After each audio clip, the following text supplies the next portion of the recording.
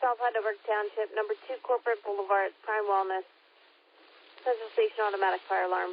Station 18, engine 18-1, engine 85. South Heidelberg Township, number 2 Corporate Boulevard. At Prime Wellness, between Kirk Lane and Dutch Court. Central Station automatic fire alarm reported to be the dry room smoke detector. Room 110, 1134.